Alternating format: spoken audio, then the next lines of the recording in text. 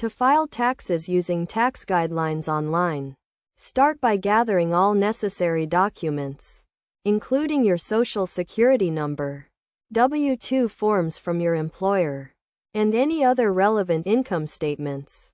Next, visit the official website of the tax authority in your country, such as the IRS in the United States, and create an account if you do not already have one.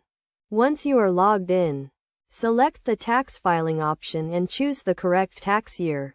You will then be prompted to answer a series of questions about your income, deductions, and credits. Be sure to carefully review each question and provide accurate information to ensure you receive the correct refund or pay the correct amount of taxes. The online tax guidelines will guide you through the process, providing explanations and examples for each question. For example, if you are asked about your income, you will need to report your wages, salaries, and tips from your W-2 forms, as well as any other income you received, such as interest or dividends from investments. As you progress through the tax filing process, you will also be asked about deductions and credits, such as charitable donations, mortgage interest, and education expenses. Be sure to claim all eligible deductions and credits to minimize your tax liability. After completing the tax questionnaire, you will be able to review your tax return for accuracy and completeness. Make sure to check for any errors or omissions before submitting your return.